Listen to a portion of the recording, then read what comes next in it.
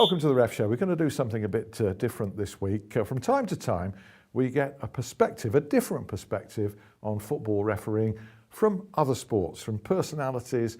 In cricket, for instance, former Test match umpire John Holder was a feature subject recently. He'll be talking about his thoughts on the way football is refereed. But first of all, I had the pleasure recently of meeting up with squash star, Sheffield-based squash star Nick Matthew at his home, his second home, the Hallamshire Tennis and Squash Club in Sheffield. 3 times former world champion Nick is a really big football fan, as you'll hear.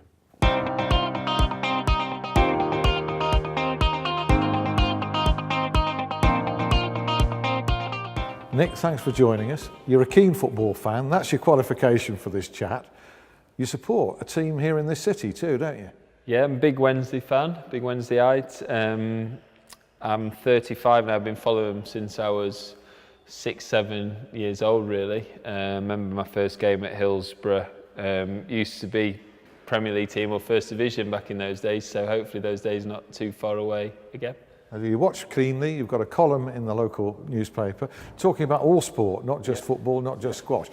But your sport, people would think it's perhaps a bit upper class, the etiquette, you know, around the court, and yet you're tigers out there, and it must be difficult for the referees at times, is it? It's incredibly difficult. My nickname on court, on tour, I'm known as the Wolf, because I like to sort of get in the face of my opponents, occasionally in the face of the referee.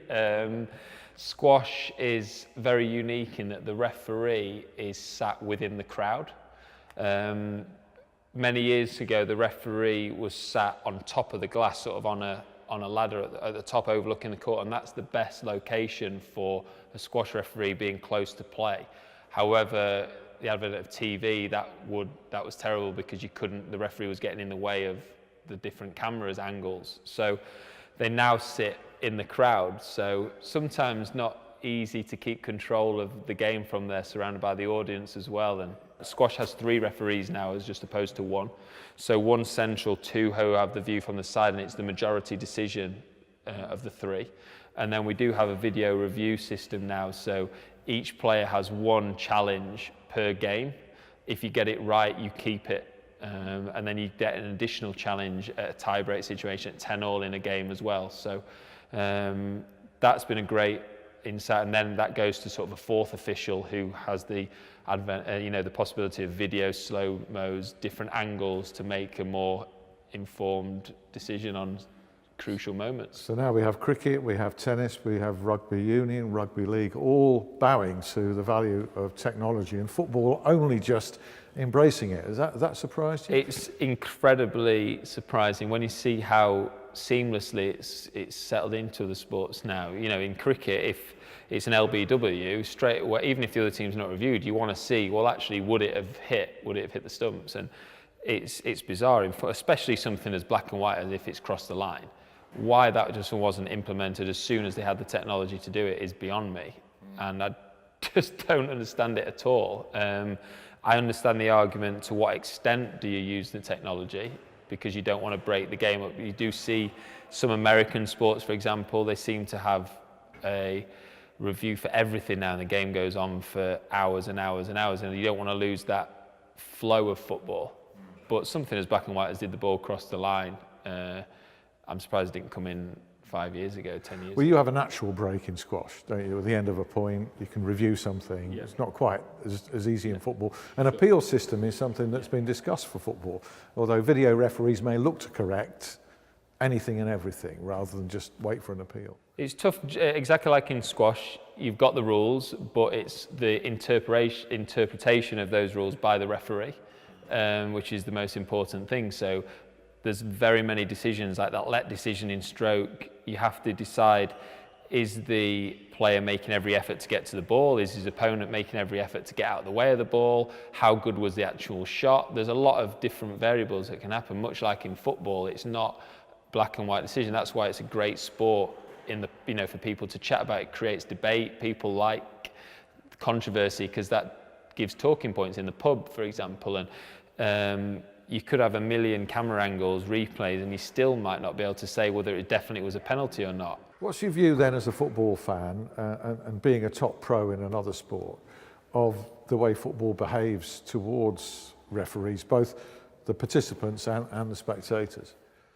It's scary. I remember going to Twickenham a couple of years ago, first time I ever saw England play live, and they were playing the Springboks, and the South African fans and the England fans just merging together. Everyone was eating, drinking together. There wasn't that edge to it that football fans have. I was in Manchester a couple of days ago when the PSG fans were coming into town, and I was glad I was leaving at that point, because football sometimes has that edge, and I don't know what it is about football that brings that, because rugby, for example, has more physical confrontation than football, doesn't it? So I just like the way the players respect the referee in football. I think in rugby. In rugby, in rugby. In football, it could improve big time.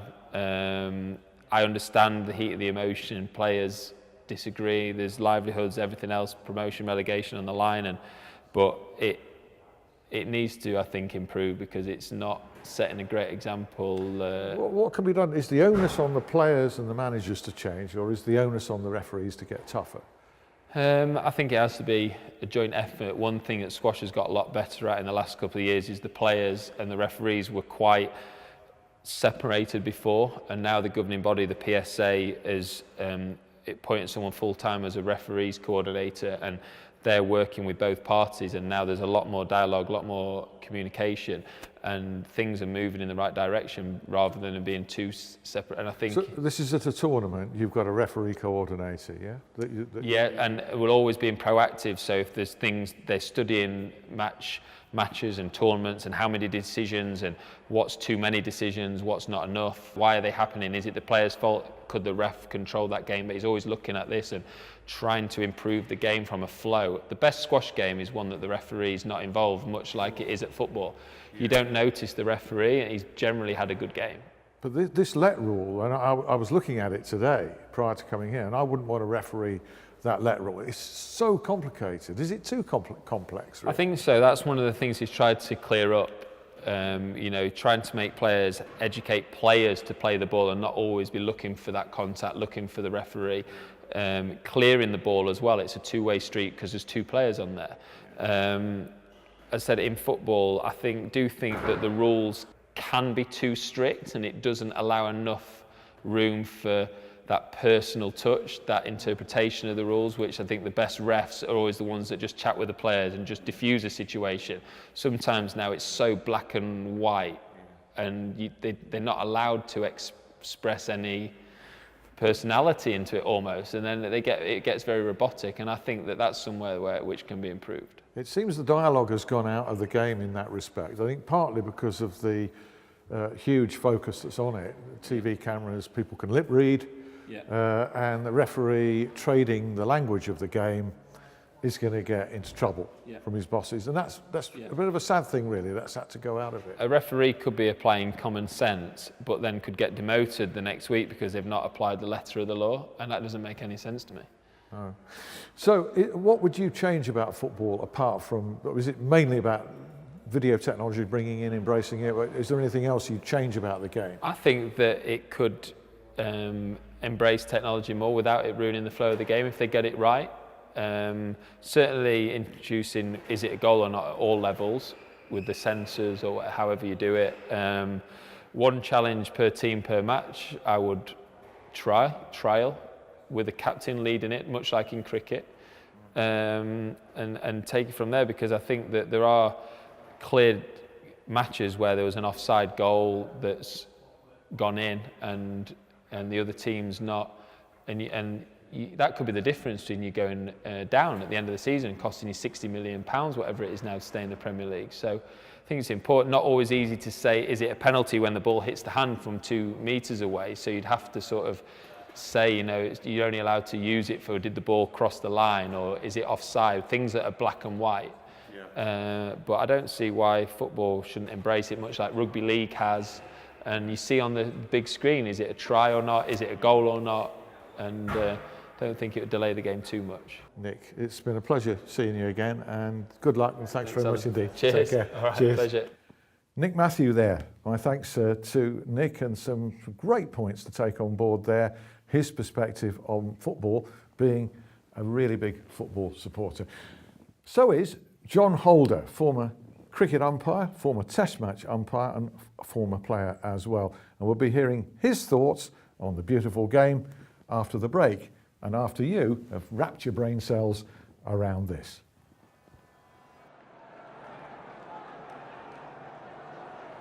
Just as a corner's taken, you notice a shin pad on the ground in the area.